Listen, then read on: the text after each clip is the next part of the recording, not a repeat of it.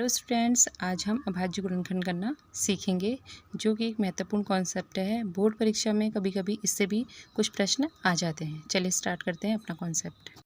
अभाज्य गुणनखंड सीखने से पहले हमें एक मूलभूत प्रमेय, जिसे हम कहते हैं अंकगणित की मूलभूत प्रमेय, उस पर हमें थोड़ा ध्यान देना होगा।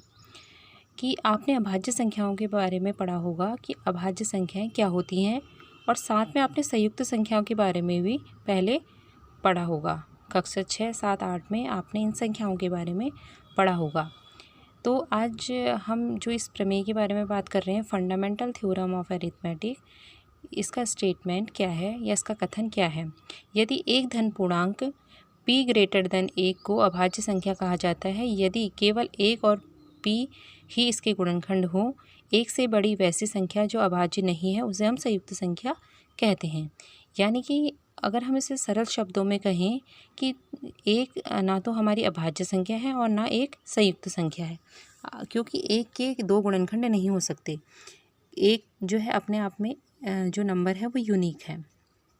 अब जैसे हम 2 लेते हैं, 2 अभाज्य संख्या है क्योंकि 2 के केवल 2 गुणनखंड हैं। क्या? एक 1 और एक खुद 2। ऐसे ही 3 के भी केवल 2 गुणनखंड हैं, एक 1 और दूसरा 3। ऐसे ही 5 के केवल 2 गुणनखंड हैं, एक 5 और इसका एक गुणनखंड है 1। तो ऐसी संख्याएं जिनके केवल 2 गुणनखंड हों, एक तो 1 हो और एक वो खुद हो, तो ये संख्याएं क्या कहलाती हैं? अभाज्य संख्याएं। तो इसी तरीके से अगर हम शुरुआती अभाज्य संख्याओं के बारे में बात करें तो 2, 3, 5, 7, 11, 13, 9, 23, 29, 31, 37 और इसी तरीके से आगे को भी संख्याएं चलेंगी जिनके केवल 2 गुणनखंड होंगे। और उसके बाद की संख्याएं जो होंगी वो सारी संयुक्त संख्याएं कही जाएंगी। जो संयुक्त संख्या है उसको इंग्लिश में हम कहते हैं कंपोजिट नंबर। तो ये जो संख्याएं हैं उनके कई गुणनखंड होते हैं। जैसे हम 4 को ले लेते हैं तो 4 के कितने गुणनखंड हैं? 1 से भी 4 में भाग जाता है, 4 से खुद 4 में भाग जाता है और 4 में भाग 2 का भी जाता है। यानी कि 1, 2, 4 गुणनखंड हो गए। तो ये संयुक्त संख्या है, तो इसको हम प्राइम नंबर नहीं बोलेंगे। तो अब ये जो है कुछ संख्याएं हैं ऐसी जिनको हम गुणनखंडों के रूप में लिख सकते हैं, या सारी संख्याओं को भी हम गुणनखंड के रूप में लिख सकते हैं, एक को छोड़ करके। जैसे 14 है तो इसको हम क्या लिख सकते हैं? 2 गुणा 7, यानी कि 2 और 7 दोनों ही क्या हैं? प्राइम नंबर हैं, या दोनों ही हमारे अभाज्य संख्याएं हैं। और 6 को भी लिख सकते हैं हम 2, 3, 6। 9 को भी लिख सकते हैं 3, 3, 9। जैसे 26 को लिखेंगे हम 2 गुणा 13। तो ये सारी संख्याओं को हम अभाज्य गुणनखंडों के रूप में लिख सकते हैं। तो इस तरीके से हम अभाज्य गुणनखंड करते हैं छोटी छोटी संख्याओं का। लेकिन यहाँ पर जो है कक्षा 10 में लेवल थोड़ा बड़ा है, तो यहाँ पर थोड़ी बड़ी संख्याओं को अभाज्य गुणनखंड के रूप में व्यक्त किया जाता है। वैसे तो ये चुटकी बजाते ही सवाल हल हो जाने चाहिए, लेकिन इसके लिए प्रैक्टिस की आवश्यकता है। अब 2016 के बोर्ड पेपर में देखिए ये प्रश्न आया हुआ है कि 7429 को अभाज्य गुणनखंड के रूप में व्यक्त कीजिए। अब स्टूडेंट से इसे 2 से देंगे, 3 से देंगे, भाग तो इसमें जाएगा नहीं, क्योंकि हमें क्या है, विभाज्यता वाले नियम की भी जानकारी होनी चाहिए। तो इसमें जब 2, 3, 5, 7 इनके भाग नहीं जाएंगे तो हम बड़ी संख्या ट्राई करेंगे। तो जब बड़ी संख्या ट्राई करेंगे तो हमें देखा कि 17 से इसमें भाग जाता है, उसके बाद फिर जो इसमें है और बीच में किसी संख्या का भाग नहीं जा रहा, फिर 19 का जा रहा है और 23 का जा रहा है। तो हम इस प्रकार से हम देखते हैं कि ये क्या है? अभाज्य संख्याएं हैं, और इनको हम ऐसे लिख सकते हैं 17 गुणा 19 गुणा 23। चूँकि एक बहुत इंपॉर्टेंट क्वेश्चन है, इसको मैंने यहाँ पर लिया। उसके बाद संख्या 234 को अभाज्य गुणनखंड के रूप में व्यक्त करना है, तो इसके लिए भी हम ऐसे ही करेंगे। सबसे पहले क्योंकि लास्ट में यहाँ देखा हमने कि 4 है, तो 4 है तो ये सम संख्या है, इसमें 2 से अवश्य भाग जाएगा। तो 2 से हमने इसको भाग दे के देखा तो 117 आ गया। और जब 117 में जो लास्ट है विषम संख्या है, तो हमने 3 से दे के देखा भाग, तो 3 से दे के देखा तो हमारा चले गया 3 3 9 और 3 27, इसमें भी चला गया। उसके बाद फिर 3 से दिया तो 13 आया, फिर 13 में किसी का भाग नहीं जाएगा, सिर्फ 13 का जाएगा, तो 13 से दिया तो भाग आया 1। और ये प्रोसेस तब तक करते रहेंगे जब तक कि 1 ना आ जाए। और इसी तरह इस प्रोसेस को हम लगातार करते गए तो 2 गुणा 3 गुणा 3 गुणा 13 इसके अभाज्य गुणनखंड हमें प्राप्त हुए। तो ये भी बहुत इंपॉर्टेंट क्वेश्चन है।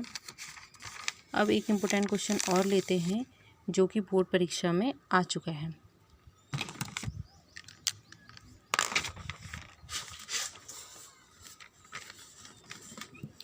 इस प्रश्न को आप ध्यान से देखिए, ये भी यूके बोर्ड में आ चुका है।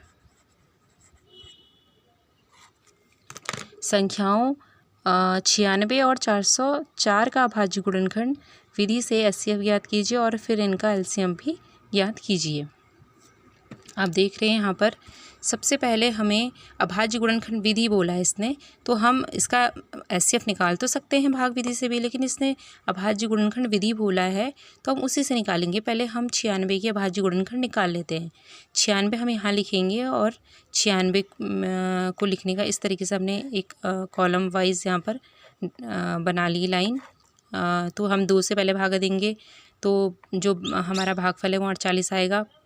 उसके बाद फिर 2 से देंगे तो 24 आएगा, और फिर इससे देंगे तो 12 आएगा, फिर इससे देंगे तो 6 आएगा, फिर 2 से देंगे तो 3 आएगा, 3 से देने पे 1 आएगा, और तब तक प्रोसेस करेंगे जब तक कि 1 ना आ जाए। और ये ऐसी संख्याएं होंगी जिनमें पूरी बार भाग जाएगा। ऐसा नहीं है कि इसमें शेषफल आएगा कहीं पर, ये ऐसी संख्याएं होंगी कि जिसमें पूरी बार भाग चला जाए। तो इस तरीके से 2 गुणा 2 गुणा 2 गुणा 2 गुणा 2 गुणा 3 इस प्रकार से हमें ये प्राप्त हो गया। इसको हम 2 की घात 5 गुणा 3 भी लिख सकते हैं, क्योंकि 2 5 बार है। ऐसे ही 404 के अभाज्य गुणनखंड लेंगे। सबसे पहले 2 से भाग दिया हमने, 202 आया, फिर 2 से दिया 101 आया। अब देखो 101 में किसी का भी भाग नहीं जाता, सिर्फ 101 का ही जाएगा, तो हम यहाँ पर लेंगे और इसी को ले लेंगे। तो 101 कम 101 हो गया, 2 गुणा 101। और अब हमने निकालना है इसका एचसीएफ अभाज्य गुणनखंड विधि से। अब हमने 96 को इस रूप में लिख लिया, 404 को इस रूप में लिख लिया। अब इन दोनों में से हम कॉमन छाटेंगे कि कॉमन क्या क्या है जो दोनों में आता हो। तो 2 आ रहा है दोनों में, 2 आ रहा है दोनों में, और ये जो है और संख्याएं दोनों में नहीं आ रही हैं। तो जो कॉमन आई उन्हें हमने ले लिया। 2 गुणा 2 4, तो 4 इसका एचसीएफ आ गया। अब ये मैंने पहले जो आपको पहले वीडियो बनाई थी उसमें ये सूत्र बताया था कि पहली संख्या गुणा दूसरी संख्या एलसीएम गुणा एचसीएफ। 96 गुणा 404 हमारी संख्याएं हैं, और यहाँ पर एलसीएम हमें निकालना है। एचसीएफ हमें 4 मिल गया है, और उसी सूत्र से हमने इसको निकाला तो हमारा कितना आया 9696। तो इस तरीके से एक छोटा सा कॉन्सेप्ट है। कभी कभी इससे 1 या 2 नंबर के क्वेश्चन आ जाते हैं, तो आप इसे बहुत सही तरीके से कर सकते हैं, लेकिन आप लगातार प्रैक्टिस करते रहिए।